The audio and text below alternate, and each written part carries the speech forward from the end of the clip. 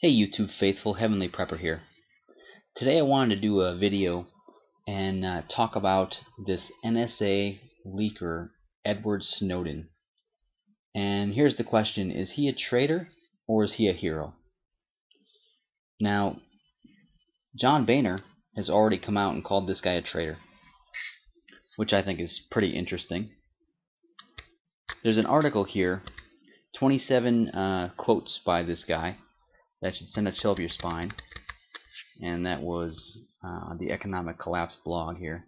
And I just want to show you 3 of them real quick that are very interesting. The first one's number 6. With this capability, the vast majority of human communications are automatically ingested without targeting. If I wanted to see your emails, your wife's phone, all I have to do is use intercepts. I can get your email passwords, phone records, credit cards, etc., etc. Okay. Then let's go to number 9. Look at the bottom of that where it says, we collect more digital communications from America than we do from the Russians. Okay. And then lastly, number 11. I'll just read the whole thing here. Even if you're not doing anything wrong, you're being watched and recorded.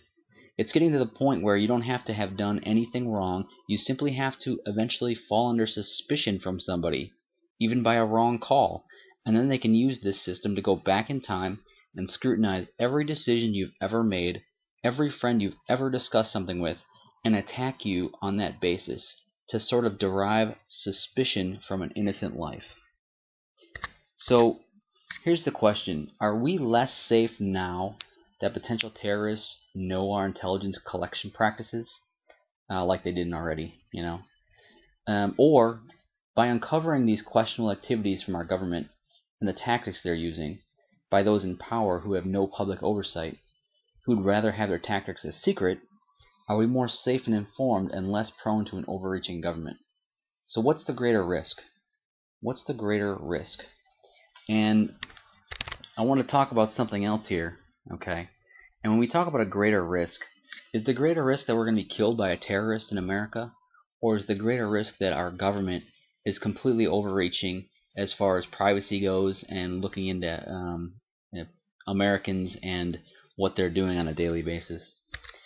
So this is from the Hit and Run blog, Reason.com.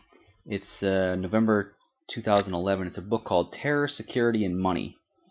And it's 2 guys wrote this, authors John Mueller and Mark Stewart. And it's just a quick 7-minute video about the book, but basically in the bottom line it says that you have a 1 in 3.5 million chance of being killed from terrorism, as what the authors state, and it's like a 1 in a million chance of dying in your own bathtub.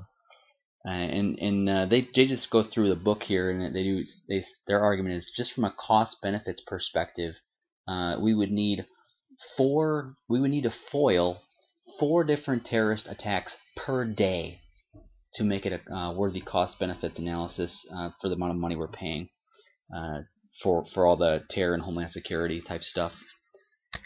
This is from The Economist, February 2013, February 14th, and this is the odds of death in America on some of these issues here.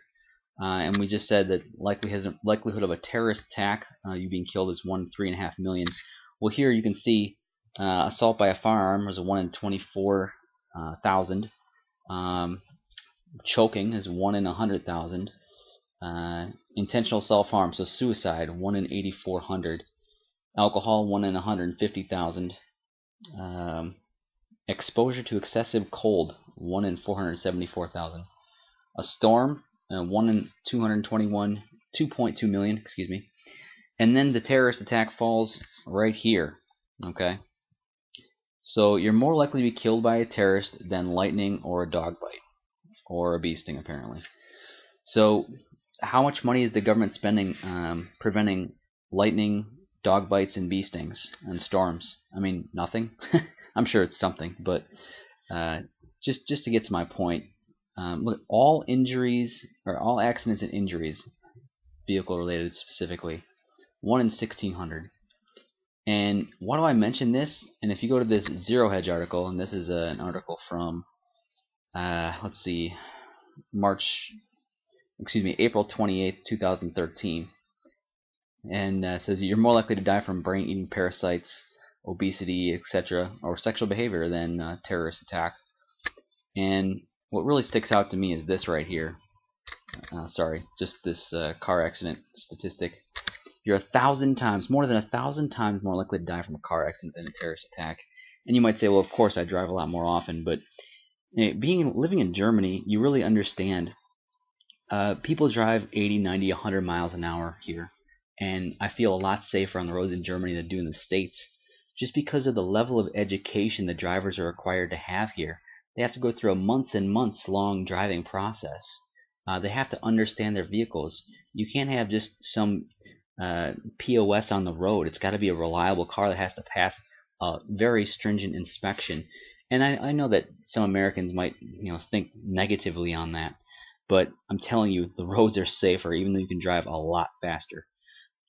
But we don't do much as far as road safety, and educating people as far as driving. I mean, the stringent requirements are: I go to the DMV, I pass a little written test, and then I pass this half-hour test after taking a couple classes. Guys, any moron can get a driver's license in the States, okay? But if you look at how people die, that's the #1 cause of death. That's not like of natural causes, like heart disease or cancer. It's road fatalities. But how much money do we spend on road fatality issues? All the government does is give the states money through the Department of Transportation and say reduce your speed limits. It's not the speed limit, guys. Like I said, I live in Europe right now. The speed limits are much faster and we're much safer than driving in the States. It's a fact. Okay, so my last point that I want to make is I used to be of the persuasion that I did not care if the government was monitoring me because I wasn't doing anything wrong. I was like, okay, well, if you have to monitor me to get to the terrorists, go ahead and do that because I'm not doing anything wrong. But guys, that's an attitude of naivety, okay? And it's assuming that you have a benevolent big brother. And after the IRS scandal and after all these other scandals, NSA, Verizon, how can we give our government the benefit of the doubt? I mean, they're already killing our money. How can we give them the benefit of the doubt to do the right thing? How do you do that? It doesn't matter if I'm doing something wrong or not. Guys, because you know what? There are so many laws on the book, you're probably breaking a law you have no idea about. And so let's say somebody in the government wants to target you for whatever reason. It doesn't matter. Political reason. They don't like you. They had to deal with you once on the phone. They decided they didn't like your attitude. They can look you up, find a law you've broken, because you've probably broken some in your whole life. Okay, and like he said, like the NSA leaker said, Snowden, number 11, right there. Okay, all they've got to do is find one thing, and then search for you and search all your data, and they're gonna find something.